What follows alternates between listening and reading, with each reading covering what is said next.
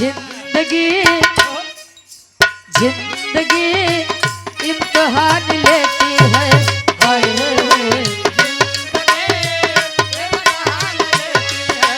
हाय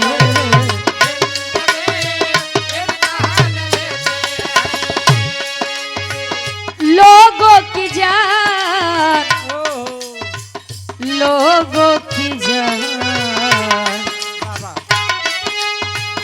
लोगों की जान लेती है। जिंदगी इम्तिहान लेती है। हाय इम्तिहान लेती है। हाय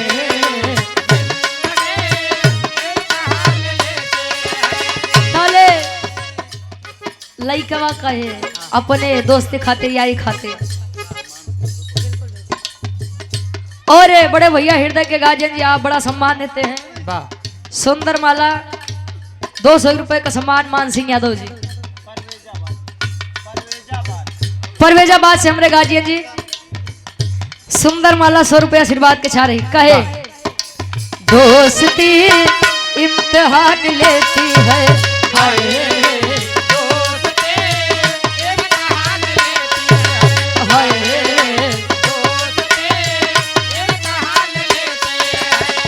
दोस्तों की जान दोस्तों की जान दोस्तों की जान लेती है। दोस्ती इम्तिहान लेती है। हाय दोस्ती इम्तिहान लेती है।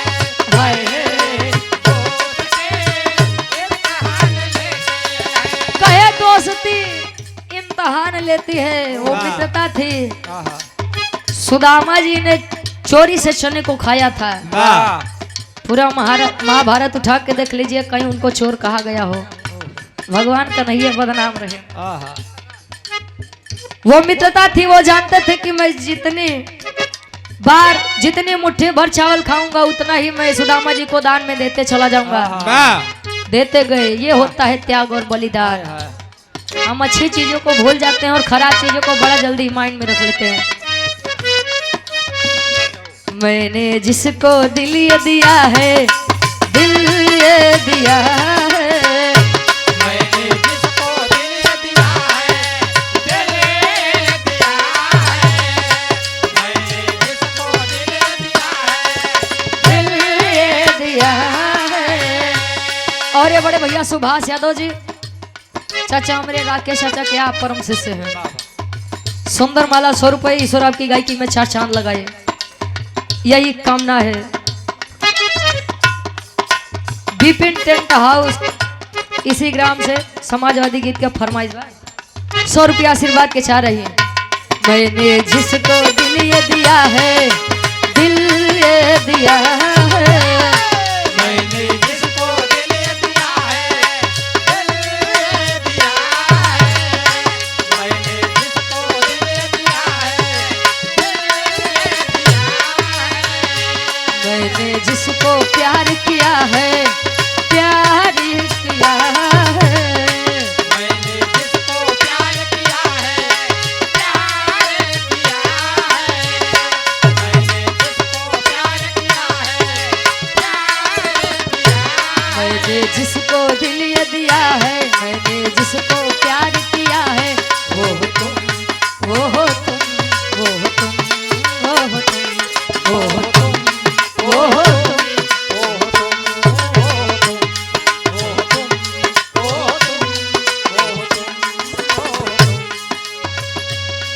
तेरे इश्क में पागल हो गया दीवाना तेरा रे। तेरे इश्क में पागल हो गया दीवाना तेरा रे। तेरे इश्क में पागल हो गया दीवाना तेरा रे। सच होते होते हो गया अफसाना मेरा रे। सच होते होते हो गया अफसाना मेरा रे। सच होते होते हो गया अफसाना मेरा रे। तेरे इश्क में पागल हो गया दीवाना तेरा रे। सच होते होते हो गया अफसाना मेरा रे। माहिया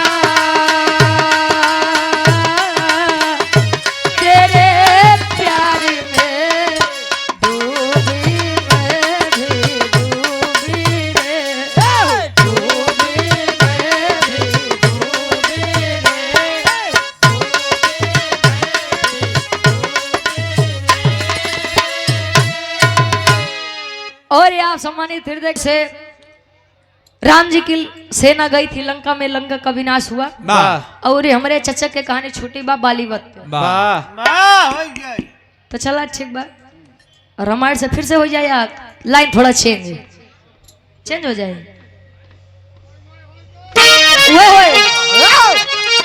ठीक बा, आओ।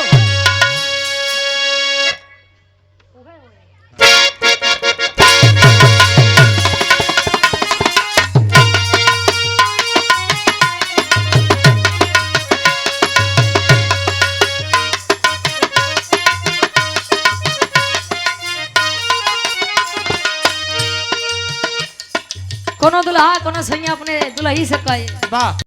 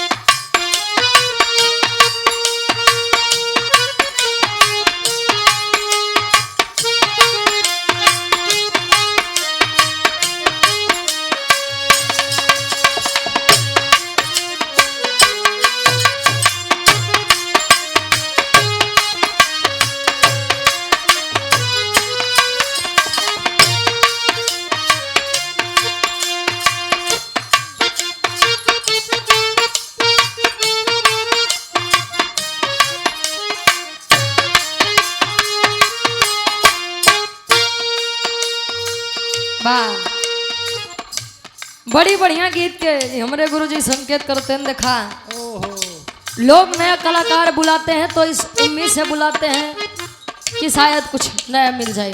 वाह। पूज्य गार्जियन जी हमारे राकेश चाचा से आप लोग सुनबे भैया कि देखा हकीकत बात है, जो बिरहा जगत में मुकाम आदरणीय स्वर्गीय गुरुजी ने हासिल करके इस दुनिया को अलविदा कहा है, शायद ही कोई करे। वाह। गुरुजी हमरे संकेत करते हैं। देखा एक बात बा गुरुजी, परदेसी लोग फौजी लोग अपने दुल्ही के बड़ा मानत है।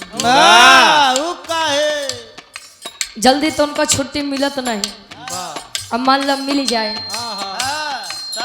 तो एक को मिनट आंखी से ओझल नहीं हो देते। कोनो दुल्ही बारे मर्यादा फोन लगाई के अपने सैया जी से कहे एक बात। का कहे?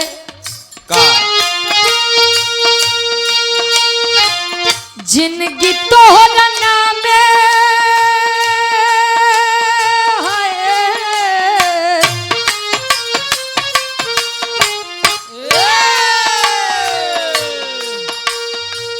जिंदगी तोहरा नामे तरमीन हो गई, जिंदगी तोहरा नामे तरमीन हो गई, जिंदगी तोहरा नामे तरमीन हो गई।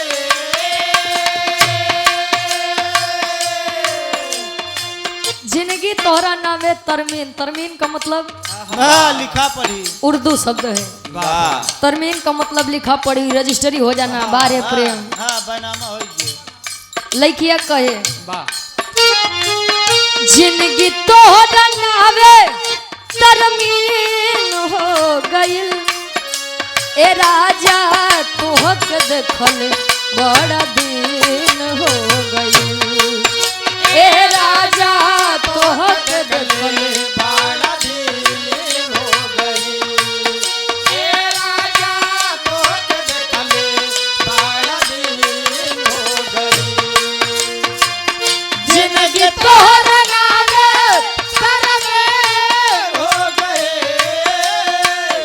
जिंदगी तोहरा नामे तरमीन हो गई, ए राजा तोहक देखल बड़ा दिन हो गई, ए राजा तोहक देखल बड़ा दिन हो गई। कहे जिंदगी तोहरा नावे तरमीन हो गई। वाह ए राजा तो के देखले बड़ा दिन हो गई। वाह दुलैया ई नहीं कहे कि तोहारी याद आवे तू चल आवा नहीं। पर्दे के अंदर भी बातें हो सकती हैं। वाह संस्कार बतावत बा तोहर याद सतावता हमारा के रोवावता। तोहर याद सतावता हमरा के रोवावता। तोहर याद सतावता हमरा के रोवावता। रही रही के सेजिया पे हमके तड़पावता। रही रही के सजिया पे हमके तड़पावता। रही रही के सजिया पे हमके तड़पावता।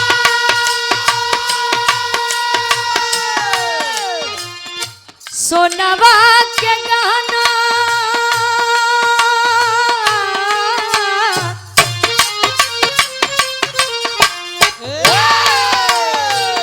सोनवा के गहना सब कीन हो गई। सोनवा के गहना सब कीन हो गए। सोनवा के गहना हाँ, सब यही क्या बात है? हो गए।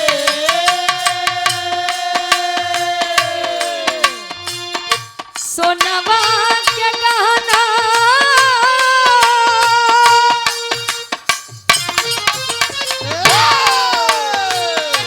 सोनवा के गहना सब कीन हो गई। ए राजा तो के देखल बड़ा दिन हो गई। ए राजा तो के देखल बड़ा दिन हो गई। हे राजा तोहके देखले बड़ा दिन हो गई। और ये सम्मानित स्वर्गीय गार्जियन जी ब्रह्मदीन यादव जी और पूजनीय नानी जी चंद्रकली देवी जी, आप उनकी सुपुत्री आशा देवी, निशा देवी और माया देवी, तीनों बेटियों के द्वारा ये 100 रुपये आशीर्वाद के चाह रहे हैं कि हम बच्चे अपनी कला में कामयाब रहे। ई तमल्ला वो दुल्हा दुल्ही के बात रहे का छोड़ा है। वाह बिटिया ये मंच के माध्यम से देखा, वाह अगर माना जाए और माना जाए तो ज्यादा बेहतर है। वाह वाह वाह अगर हमारे असली माता पिता कोई, हमारे असली भगवान कोई है तो हमारे माता पिता है। माँ और बाप हमें इस दुनिया में लेकर आते हैं, माता पिता हमें इस संसार की उस सच्चाई से रूबरू करवाते हैं कि क्या गलत है क्या सही है। एक लाइन उ जन्मदायिनी माई खातिर और एक लाइन उ जगत जननी माई खातिर। वाह वाह वाह फरियाद बकई से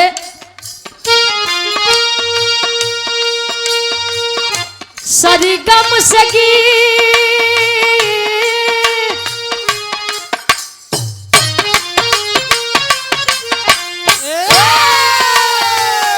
सरिगम सगीत करीत दे दिया। सरगम सगीत करीत दे दिया। सरगम सगीत करीत दे दिया। ए माई सरिगम सगीत करीत दे दिया। हमके सोना चांदी नहीं बस संगीत दे दिया। हमके सोना चांदी नहीं बस संगीत दे दिया। हमके सोना चांदी नहीं बस संगीत दे दिया। सरगम संगीत करीत दे दिया। वाह वाह सरगम सगीत करीत दे दिया। हमके सोना चांदी नहीं बस संगीत दे दिया। हमके सोना चांदी नहीं बस संगीत दे दिया। और ये सम्मानित पूज्य गार्जियन जी आप राम सिंह यादव जी, ऑपरेटर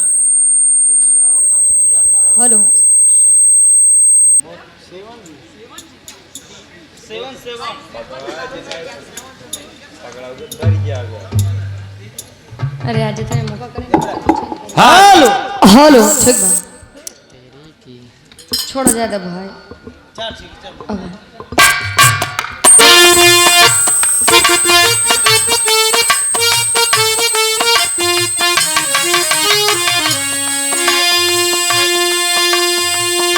सरगम से गीत के रीत दे दिया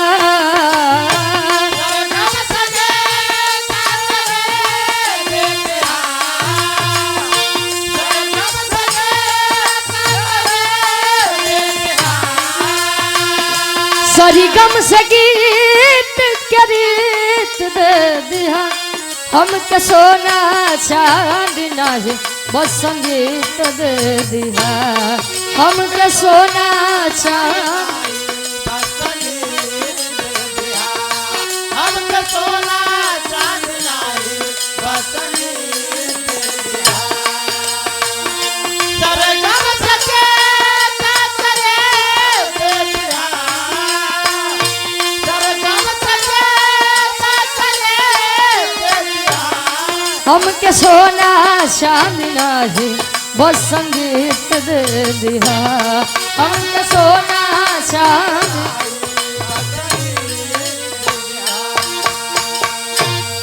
और इस भाव का सम्मान है स्वर्गीय बाबू आप ब्रह्मदीन यादव बाबू जी की आप नातिन हैं बड़ी बहन श्वेता यादव जी लखनऊ से 200 रुपए का सम्मान आशीर्वाद के चारे कि हम बच्चे अपनी कला में कामयाब रहे और ये आप स्वर्गीय बाबू के आप दामाद जी हृदय के गार्जियन जी आप राम सूरत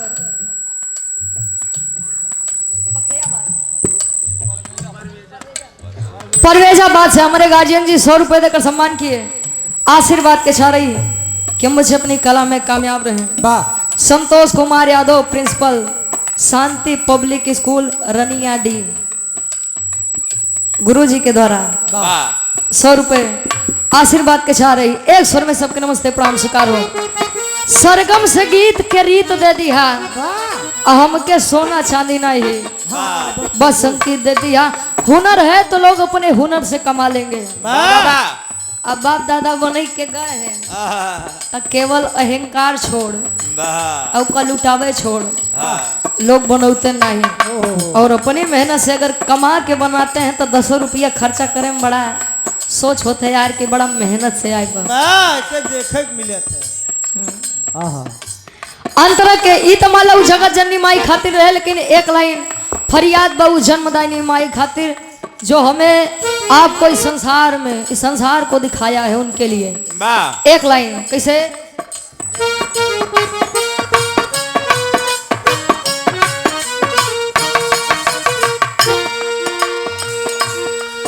अंचल में पली हूँ मैं शोधन में ढली हूँ मैं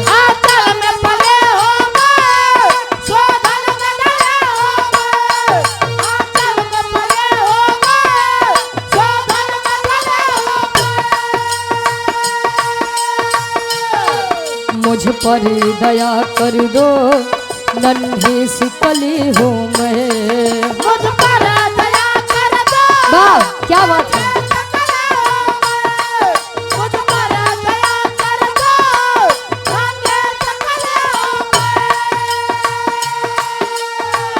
अंचल में पली हूँ मैं शोधन शोधन का मतलब संस्कार वो संस्कार ही बता देता है कि आप किस खानदान से हैं आपका खानदान कैसा है संस्कार होता है माई अबोध हो और गलती करना इंसान की फितरत में होता है गलती सबसे होती है चाहे हम हो चाहे आप हो कोई भी हो गलती करबई करत करे ये खातिर हेलो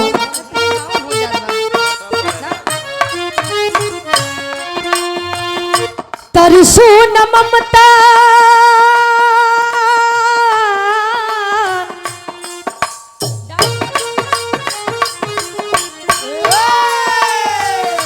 तरसू न ममता बिन प्रीत दे दिया क्या बात है लो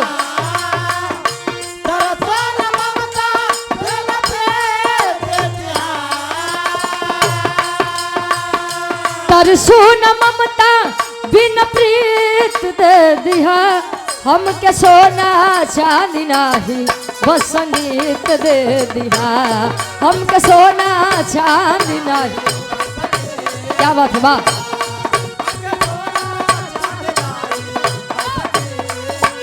अरे जिया मंजित भैया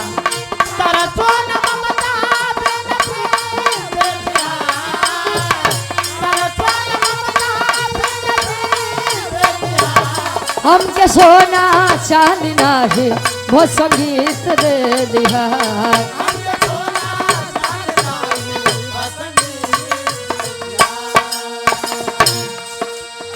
तरसू न ममता भी न प्रीत दे दिया।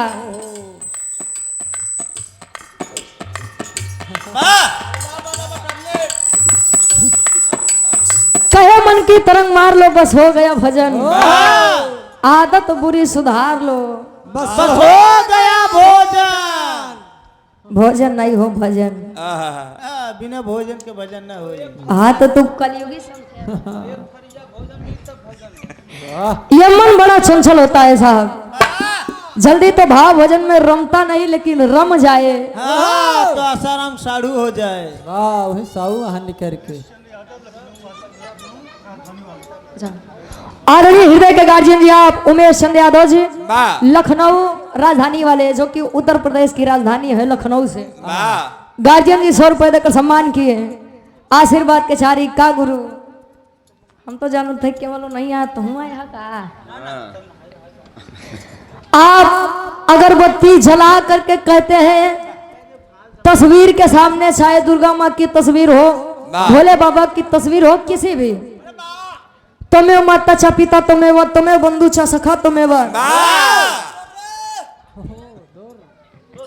मतलब आप ही मेरी माँ है आप ही मेरे पिता हैं आप ही मेरी बहन है आप ही मेरे भाई हैं आप ही मेरे दोस्त हैं आप ही मेरे सब कुछ हैं। अजय घरे माई बाबू वहाँ अगर कहते हैं लल्ला बेटा बड़ी गर्मी बा मल्ला कूलर नहीं लेके होता पंखे ले आवा कहते हैं तोहरो लोग के बुढ़ाई में बड़ा नाटक बा 8,000 दांत लगवा लिए। कहना आसान है चाहे हम हो चाहे आप हो कि अपने माता पिता की सेवा करिए कहने से अगर कोई चेत ले तो जान ला फिर लइका कपूत कहवाबे न करे भाई तो कहता जवन जवन कांड हो जात बा। अभी हाल ही में कांड हुआ है मेरठ में कांड हुआ है लड़का और लड़की 3 साल से एक दूसरे को जानते थे। कैसे जान रहे हैं? बताना ओपन तो हम तो का नहीं ध्यान देंगे 3 साल से एक दूसरे को जानते थे। आज के समय में ये अंधा प्यार वाला बड़ा तगड़ी बीमारी चलत बा। अंधा अच्छा लड़की अपने माँ के साथ बाहर गई थी आया वह लड़का राजपूत घराने से था आया और लड़की यही SC ST OBC जा रही थी अपने माँ के साथ जबरदस्ती लड़की को लेकर जाना चाहता था। लड़की के बचाव में माँ सामने आई और माँ का गला सरेआम बीच चौराहे पर काट करके लड़की को लेकर चला गया। और सोशल मीडिया पर लोग उछाल देते हैं कितना जने कहिए कि समाजवादी पार्टी लेकर आओ कांग्रेस पार्टी लेकर आओ ये फलाना पार्टी लेकर आओ पार्टी लाने से कुछ होगा।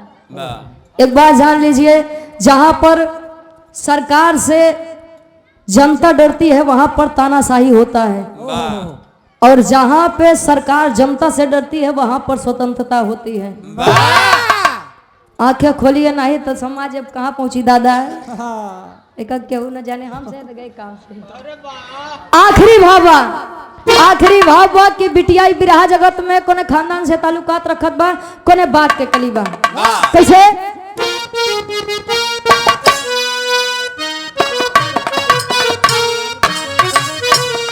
गुरु गणेश कहे ये बात बिहारी जी दिए अनुराग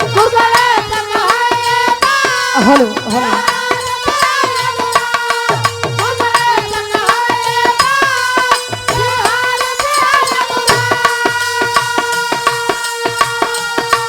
चंद्रिका की गीतों को अमलेंदु करे फरियाद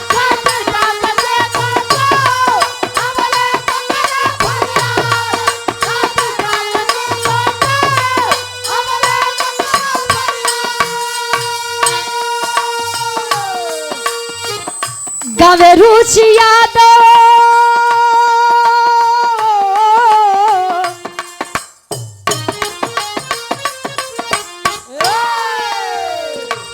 अरे त गावे रुचि यादव नगममीत दे दिहा अरे त गावे रुचि यादव नगममीत दे दिहा